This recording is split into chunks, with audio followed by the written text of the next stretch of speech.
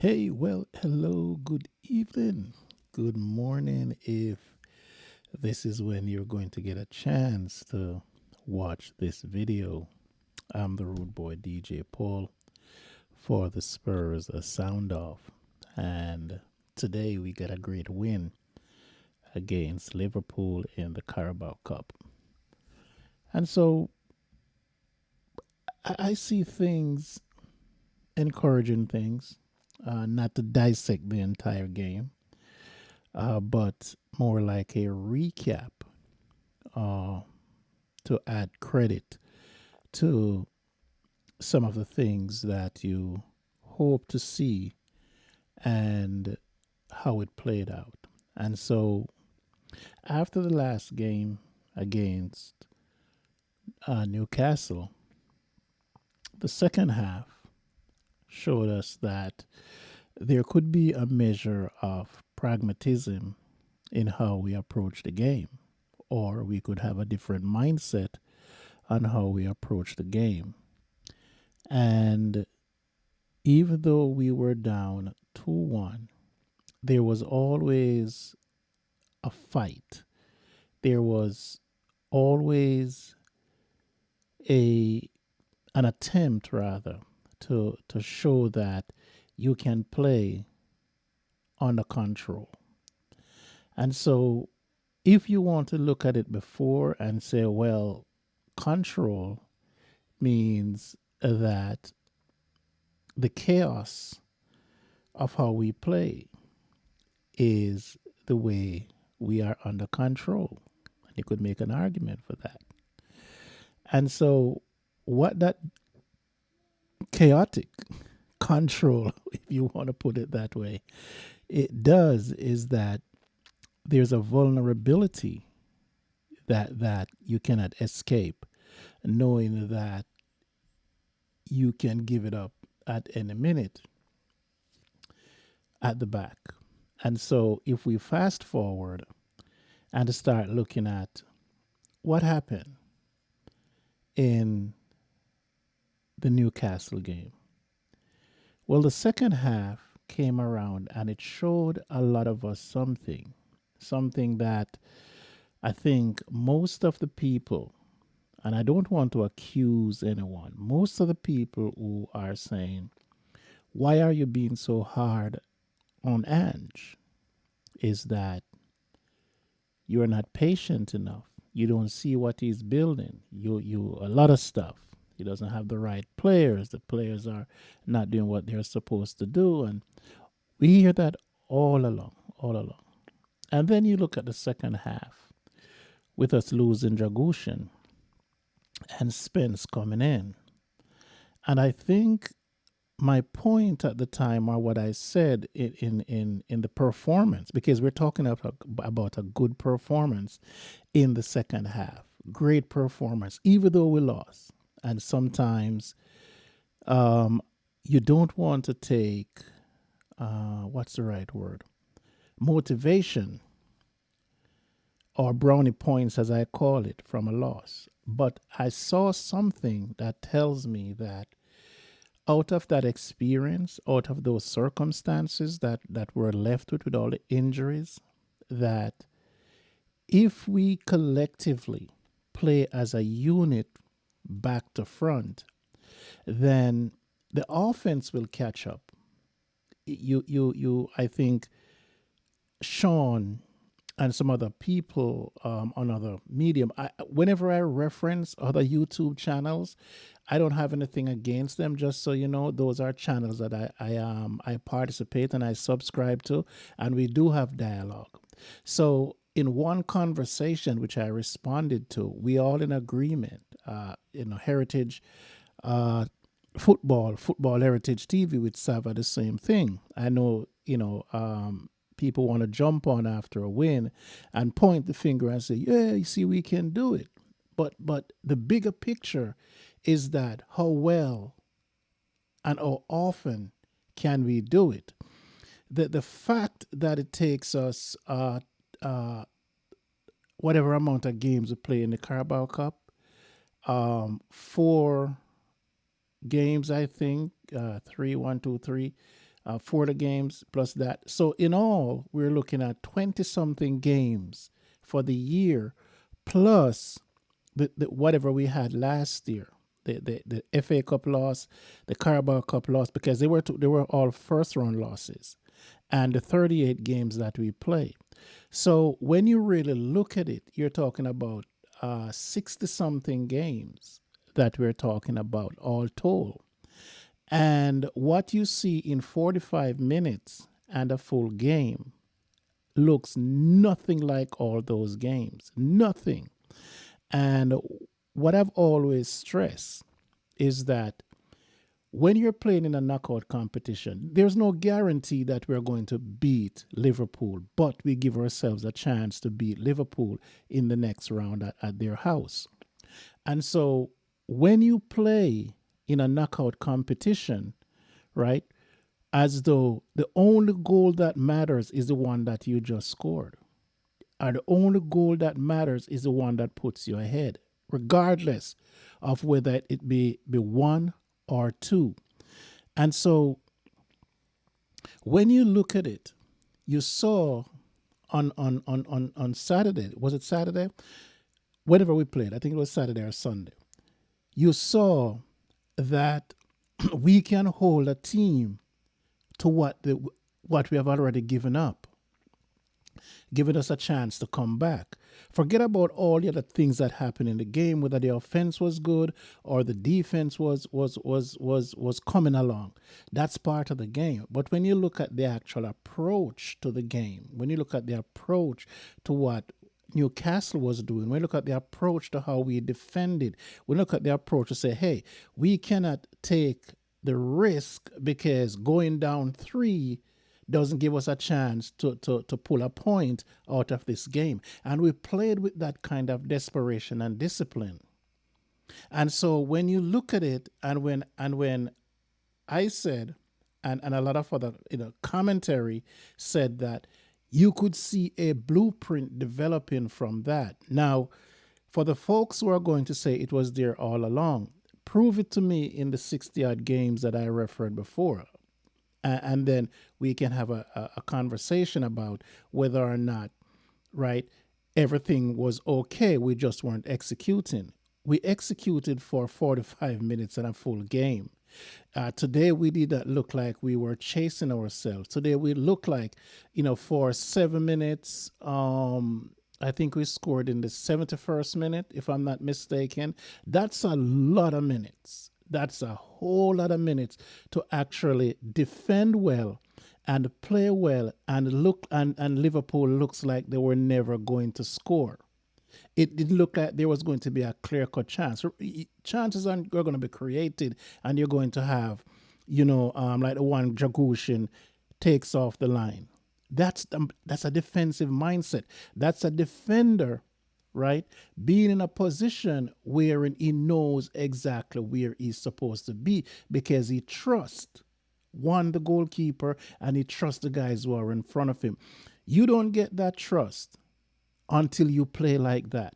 You don't get that kind of trust in your back line unless you do it on the pitch, the practice pitch, that is. And so when you said what it is that you're looking for to take to game day, you come out and you see that the team made a conscious effort. Now, for the first half, I didn't see much of the first half because I was at work and I was driving, and you can't. So I was driving during the first half. I rushed home to catch the second half, which I did. Work 20 minutes from 20 minutes? No, not 20 minutes. I literally work 5 minutes from home. And so, but, I get I was at work at 3 o'clock doing whatever I have to do, get it done. You all don't want to know my business, so stick to the football. I got home, I watched the second half. And so when you look at it, right, when you look at it, and I'm going to give this man credit. I'm going to give him credit because I do bash him when I see like we are playing and we have no idea what's next. We always look as though we want to score the next goal, but sometimes the next goal is not there. Sometimes a matter of breaking down the team or stopping the team from scoring by not giving up chances. So in retrospect, when you look at it, is that by not being reckless trying to score, you're able to defend until the opportunity presents itself. And that's all I've been asking for. A little bit of pragmatism, a little bit of looking like 11 men out there know what everyone is doing, looking like you can cover, right? We got a break. And I'm just going to say that and move on, right? We got a break. Okay, great win. We got a break, and so and that's the inconsistency of the officiating. So you saw what happened to us on the weekend. You saw what happened. We got a break on this. You saw what happened before with Kuna being against Wolves, wherein the ref looks like he did not blow. He played an advantage, and the guy sits there and whine, and he pulled the play back, and the ball ended up in the back of our net. So we got a break from that, and we're going to take it and run. So when you look at it, when you look at the tactics that was applied in this, you don't see the players running away from the ball. You didn't see, even though this goalkeeper, for a young man, he got it. He got it. He got it. He's the real deal. So far, he's a real deal. But I will do another video on Brennan Austin. Unfortunately, I have to do that, but he's going to end up being the third goalkeeper because Foster definitely have to go. Age and everything and all of that. I'm going to do a video separately and give my opinion on the signing, even though at the end of everything. So at the end of January, I'm going to do that because I don't like commenting on an actual rumors. So once everything's settled, I will give my review on the signings, and how I view things. One of the things I will say about signings though are this, and I'm going to get back to the game. When you're, in my opinion, this is just the rude boy. If you're going to sign a player to a contract or a loan with the intention to sign that player in the summer, there is one specific thing that I want to know that is going to happen. The player you're taking on in January is whether or not you'll put the same effort, the same energy to sign that player in the summer. Well, if you're approaching a player like that and you want to test ride the car before you get off the lot with it, then I'll say go for it, right? If it's a player, you pretty much say, you know what, I'm going to actually bring this signing forward, then I'm in total agreement. If it's iffy, take a straight loan. That's it. If you are not going to invest long term in a player, it's no sense, haggling and going through this protracted negotiating only to end up with a player on loan. If you don't have no intentions to buy him, walk away. Go find somebody else who can serve you in the short term and he goes back to where he needs to go. You didn't have an intention to sign him in the summer, but guess what? He showed me something. Okay, that's my take, and that's why I don't do rumors and I don't do the entire transfer window because it's too much and it's all speculation and hearsay and who knows what's going on. So I stay away from it. Back to the game.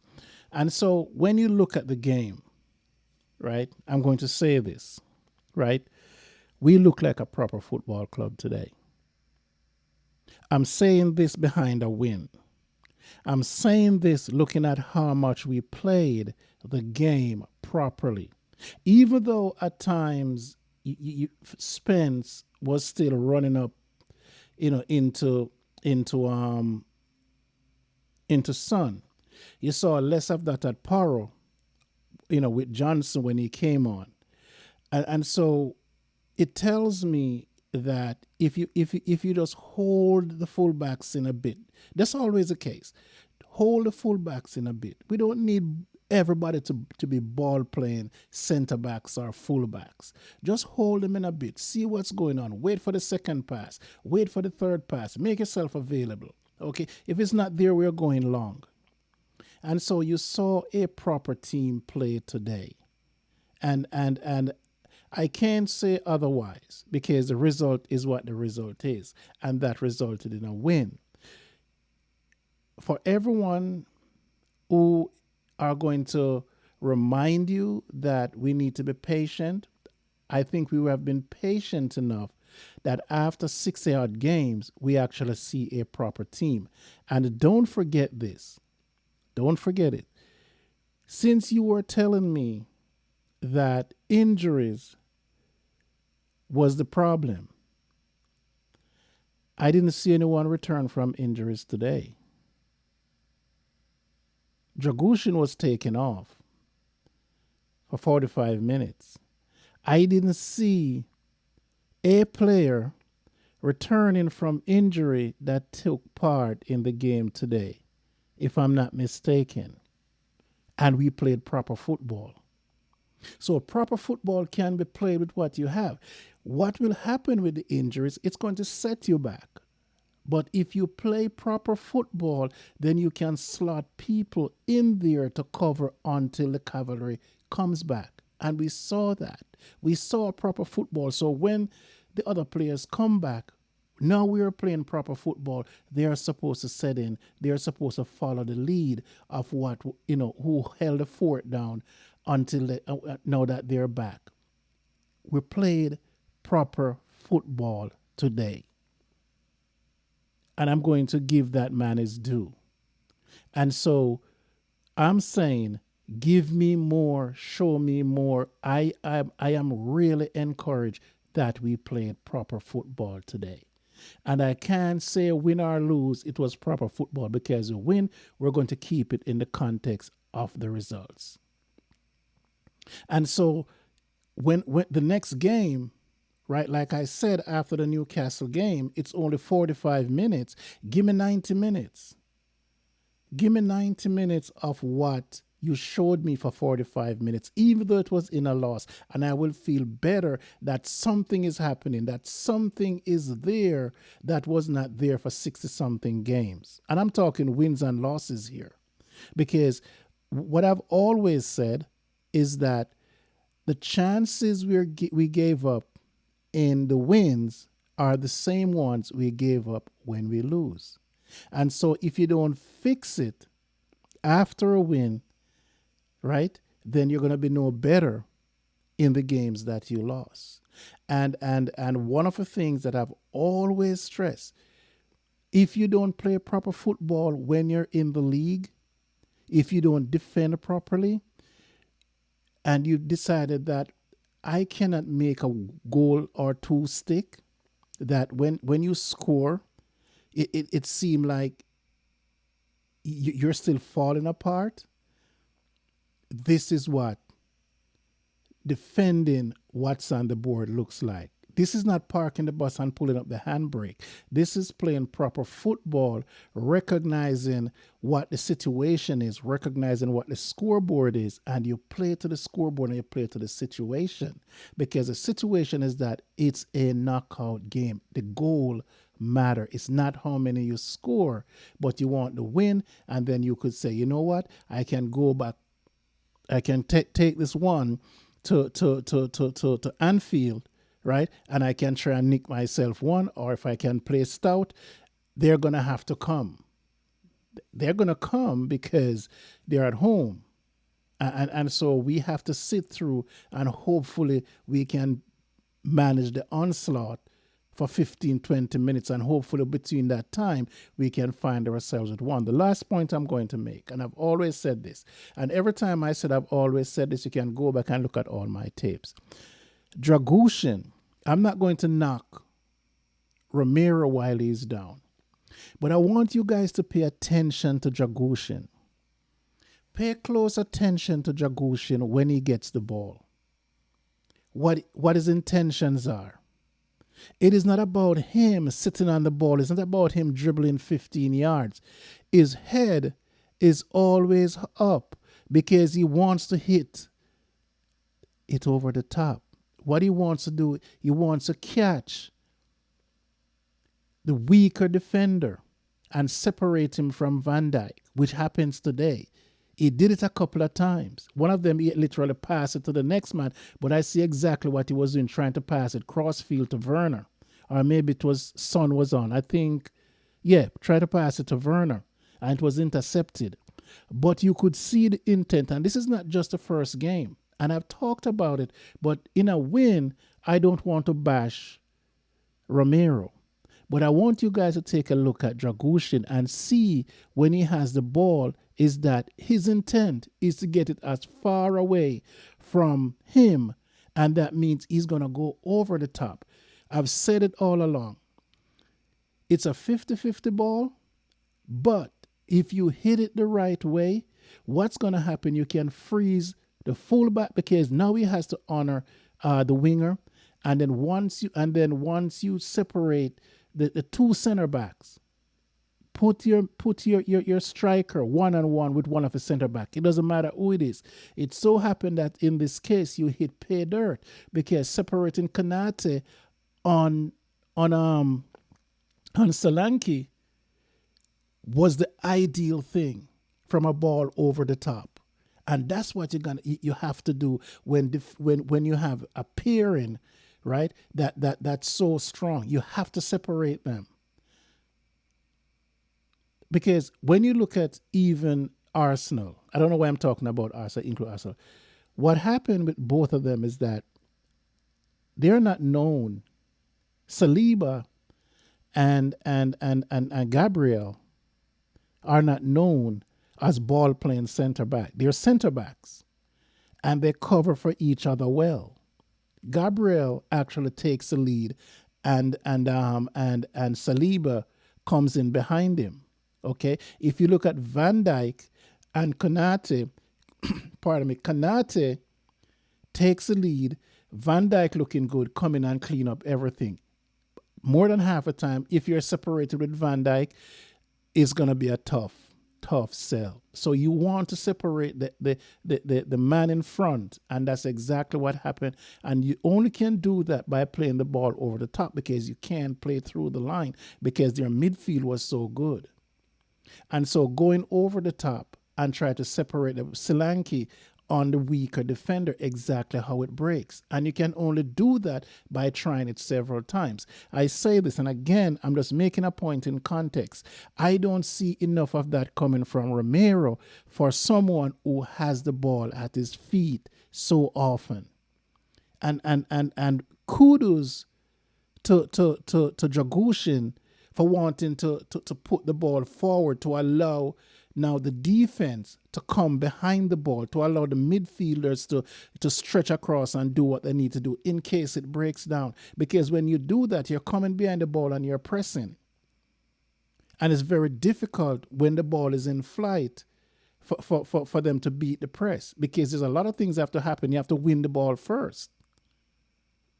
And what will happen is that you will always be facing the ball as opposed to when you're trying to play through them on the ground. You lose it, you're too high, and you get exposed. And that's exactly how the goal occurs.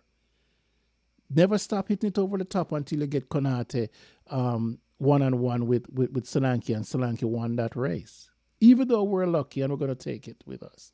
So, good win. Hopefully, we did play proper football today, that we build on it and we show that in the next game and the next game and the next game, regardless of what those results are. And I promise you that those results are going to be better. The players are going to look like they know what they're doing until the reinforcement comes in. Trust me on that. For the Rude Boy Sound, I am the Rude Boy DJ Paul for another edition of the Spurs as Sound Off. See you.